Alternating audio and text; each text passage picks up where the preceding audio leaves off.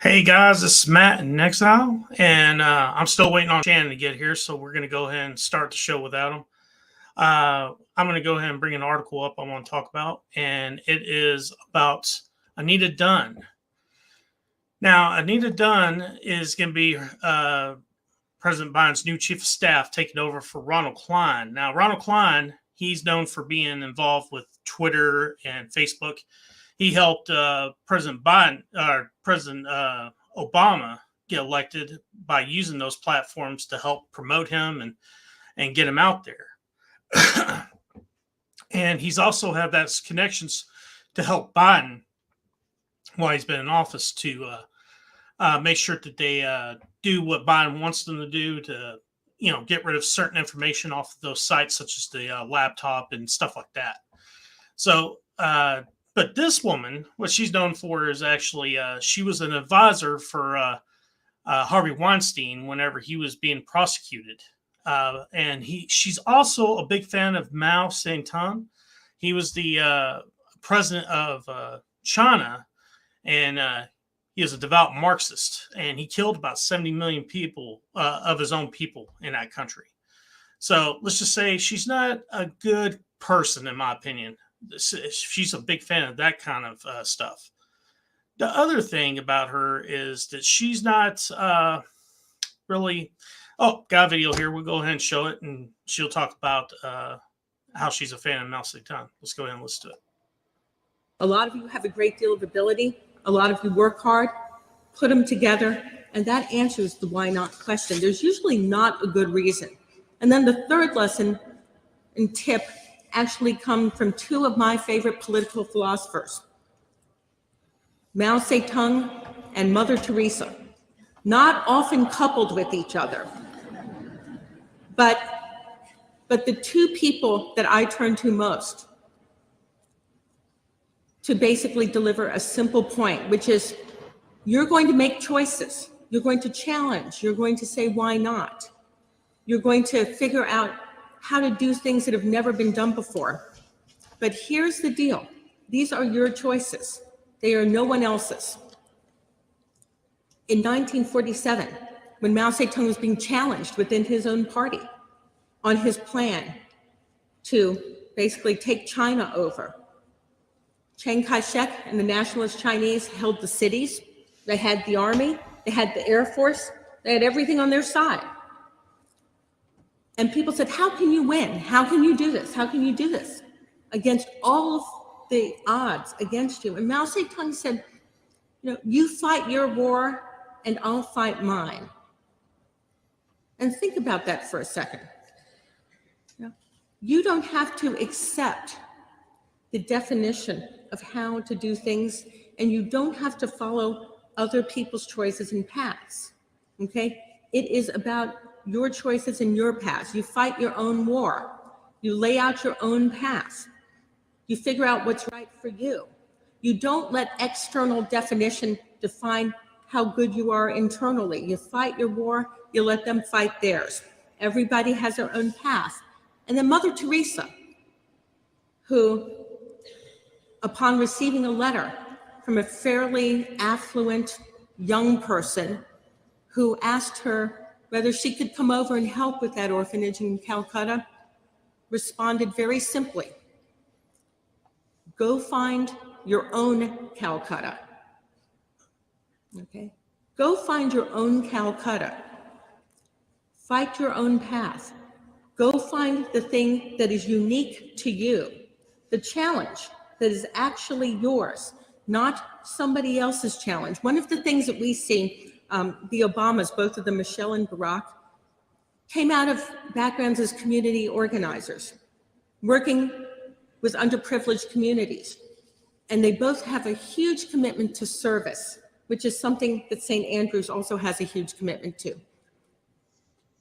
We had a National Day of Service during the inauguration, and the website at the Corporation for National Service actually crashed that day because so many people wanted to serve on that one day.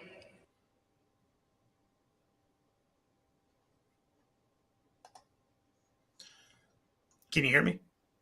Yes, sir. How you doing? I'm good. I had little technical difficulties at the house. My internet signal went off again about 10 minutes till time for the show, and I just decided to run up to the shop where I work. I just work up the street.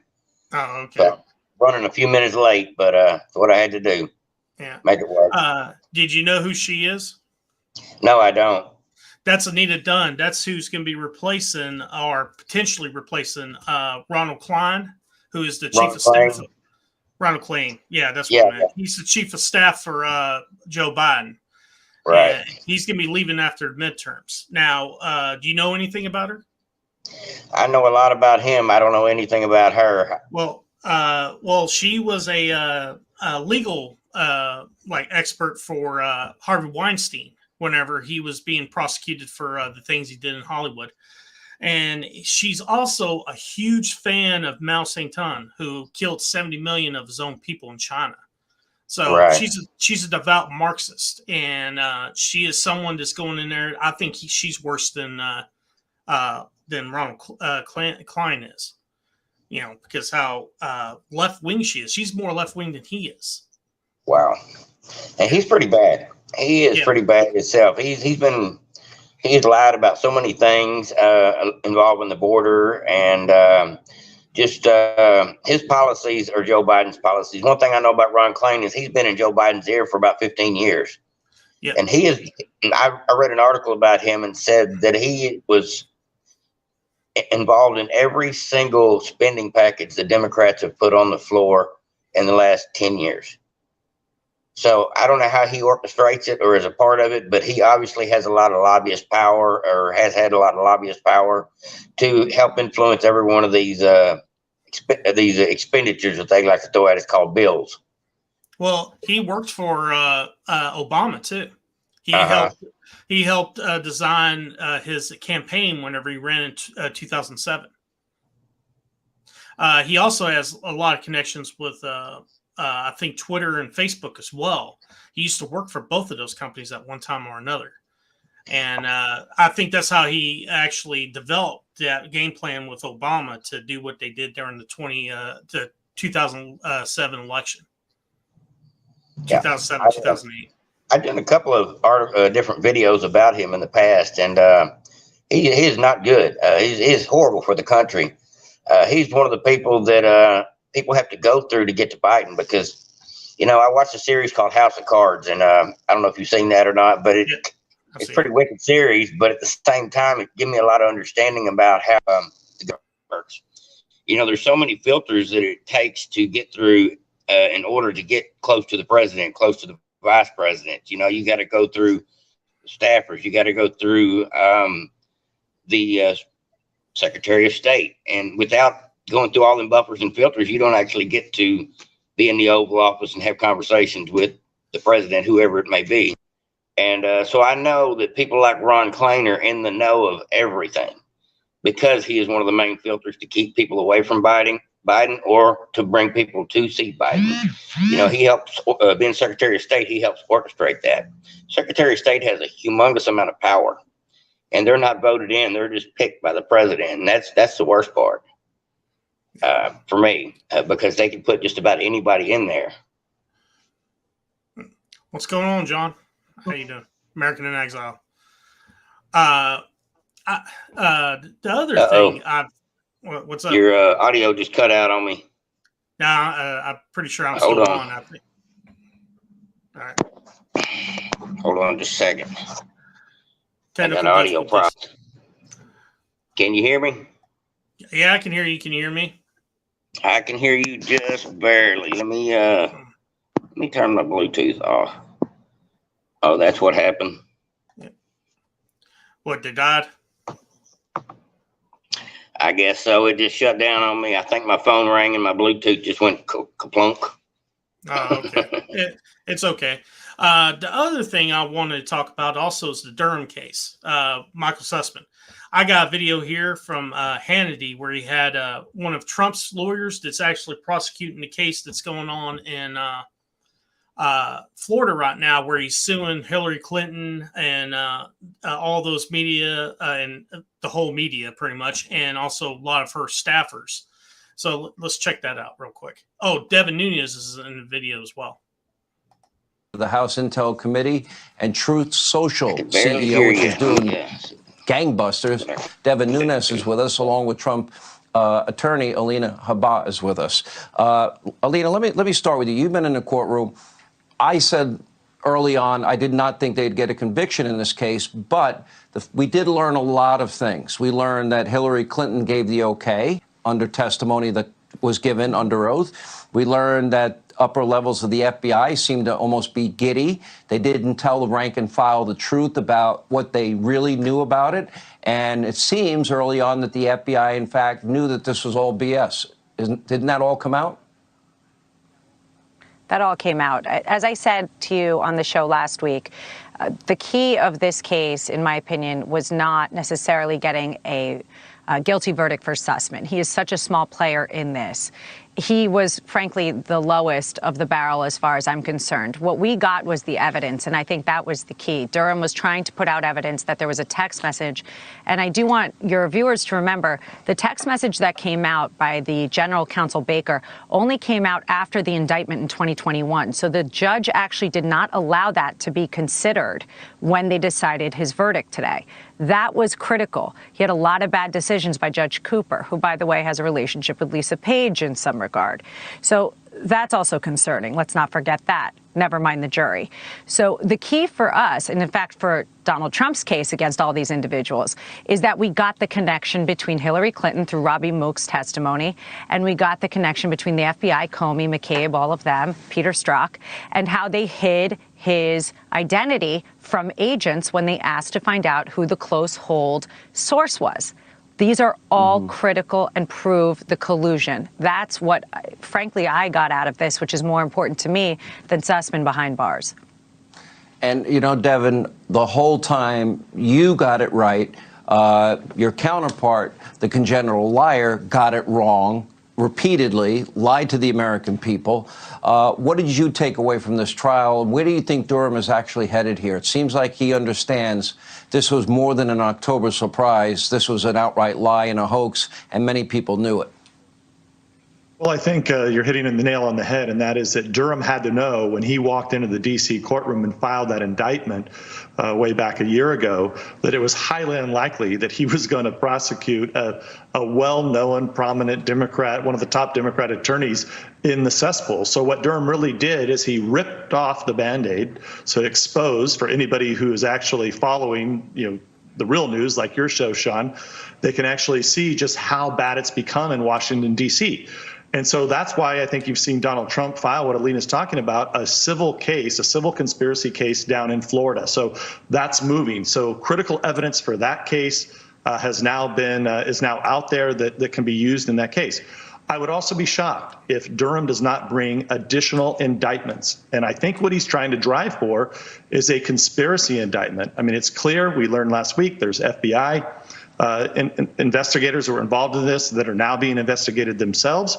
And then, of course, we already have the indictment that's going to be in Virginia, much better, not perfect, but much better than Washington, D.C., against the supposed source of the Steele dossier. So I think there's still a lot more to come.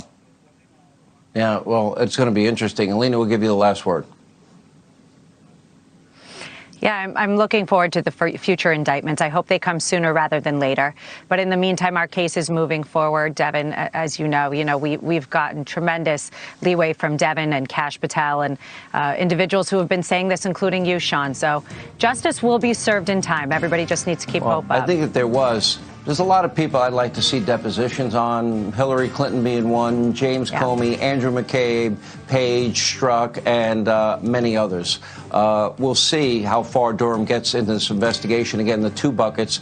We have the dirty dossier, then you have the Alpha Bank bucket. All right, we'll continue. More Hannity straight ahead as we continue. So, what'd you think? Wow. I'm disappointed at the situation is what happened, but at the same time, they're right. This is peeling back the layers of the onions. So the American people, whether they cared about this or not, at least know now that the Justice Department is not playing fair ball.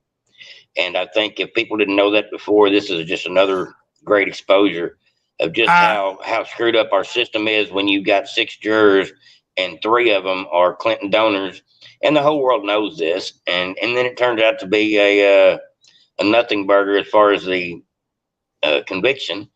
But at the same time, there's always the great fact that we're getting more involved now, because every time somebody gets up on that stand and gets questioned, more of the story will unfold, kind of like the laptop story. It's a multi-layered onion for sure. I don't agree with you completely on the Justice Department being corrupt. All that, I mean, they are corrupt, but being as corrupt as I thought they were. If they were as corrupt as we think they were, they would already stop the Durham investigation already. They're actually starting to fund it more. What's going on is, in my opinion, we're seeing in real time that the justice system, when it comes to judges and the way they select juries and stuff, is corrupt. Especially in D.C. When you have 90% Democrat, you're not going to have a fair jury pool there if you're a Republican. It's just not going to happen. You need to be outside of D.C. to get a fair shot to win in D.C. if you're Republican. Now, another case that's going on that I found interesting that shows how corrupt the justice system is in New York. I don't know if you read that story, but in New York, what's going on there is a group called Build the Wall.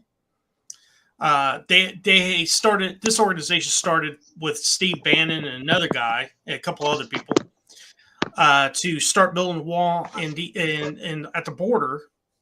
And what happened is Bannon got taken out because of his relationship with Trump, and so did several other people in the group. Well, that particular organization is being called a fraud. That they fraud people with the funds they're getting from them.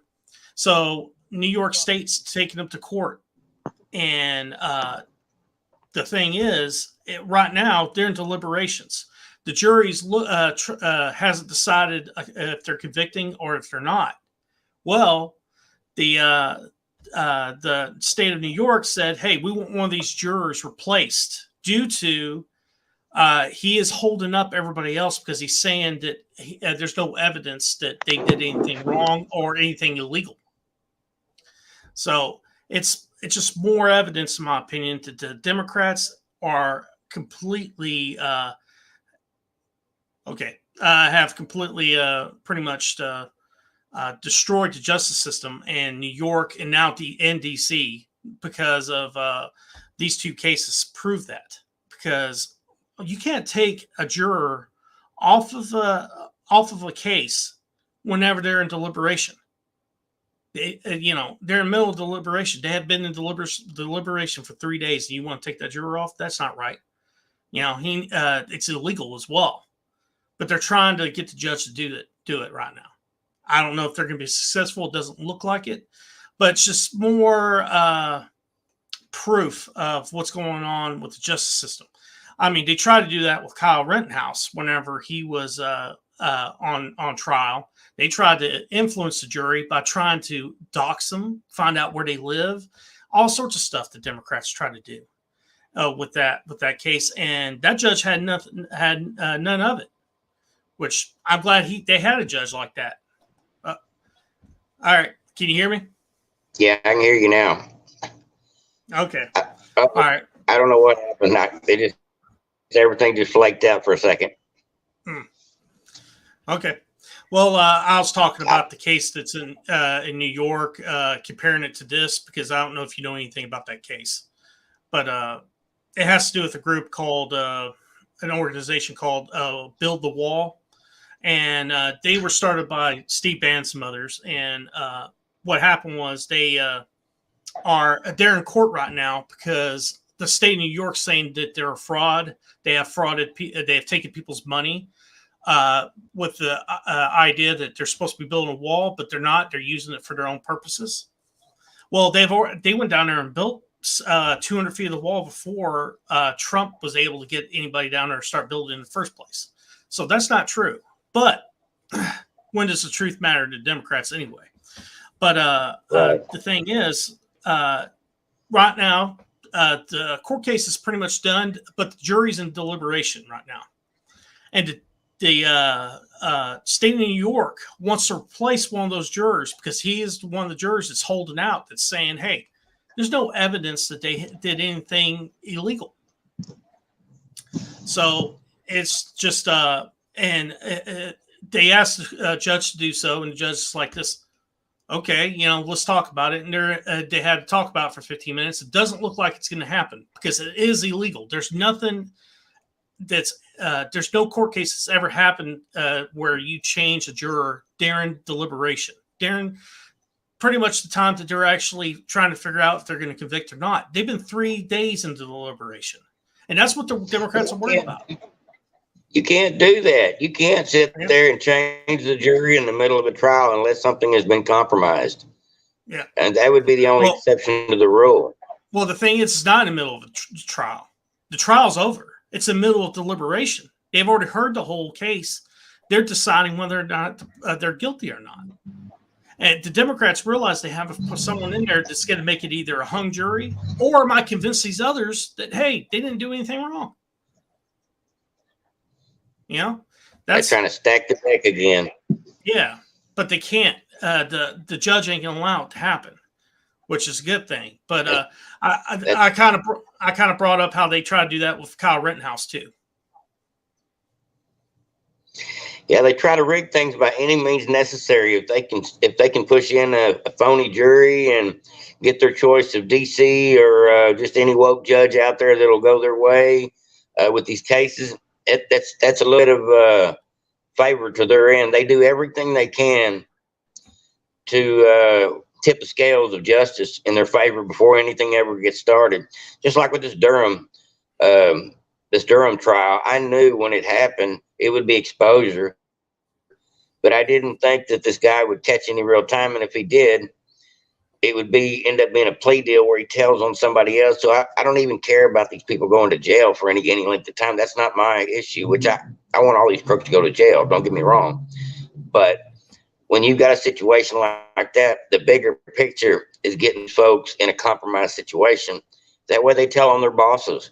That way we get the real people locked up, like the Hillarys and the people like that actually need prosecution for what they've done.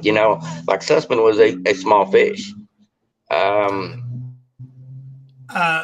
one of those people. Go ahead. I just think that it ended up being a good thing. The whole Sussmann thing, even though it didn't go the way we wanted it to, it ended up being a great exposure thing. And I think this thing happened in New York. I was reading a little bit about it earlier, and I think that's going to turn out to be an eye-opening thing as well. When you try to contest something like a deliberation, who's allowed to be in the room now that we've all been part of this since day one? I mean, you can't go back and start the game over at the end. That's not the way it works. It's supposed to work in the judicial system at all.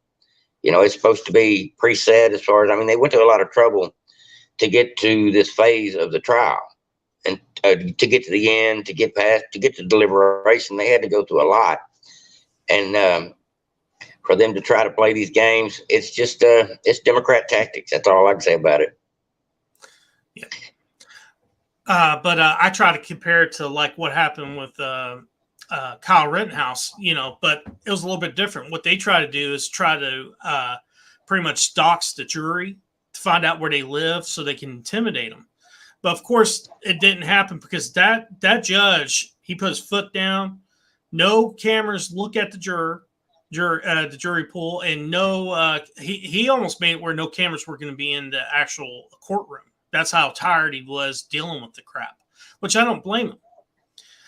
It's pretty bad whenever you have a reporter following the jurors home to trying to find out who they are, and that happened during that case too. And it's more evidence that you have the media, the Democrat Party, and just trying to do whatever they can to ends justify the means for them.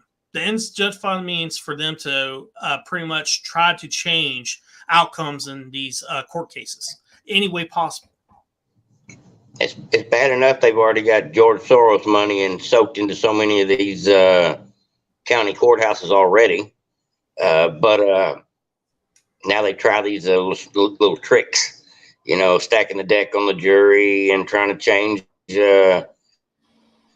people at the last minute. These Democrats are desperate to keep their nose clean, and it's just not possible. They're all filthy in every possible way. Every time we look up, 90% of the news cycle that's coming out these days, no matter whether it's left wing or right wing media, is about something that has been exposed, another lie, another hoax, another truth that was a conspiracy a year ago. This seems to be happening more and more, and it looks like the left is just they're showing their cards whether they want to or not, and they don't really have any choice but to be desperate at this point and try crappy tactics. You know, you can't play fair with a liar, and you can't play fair with somebody, whether it be anything. Then no need playing the game. And these Democrats play these wicked games where they try to bend the rules. They try to bend them as much as they can. You know, they try to tweak them a little here and a little there, and they get away with way too much, as far as I'm concerned. There should be laws against being able to change the jury pool. Well, there is. With It's against certain reasons. Well, you can't change juror pool when they're in deliberation.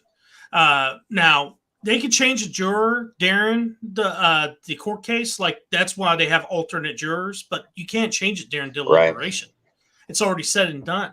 You know, it's one of those. It's just one of those things where you see the corruption that's going on, especially in D.C. and New York. I mean, it's full of it. Who knows what's going on in California and Chicago? You know, in those courts. Can you imagine trying to find somebody in D.C.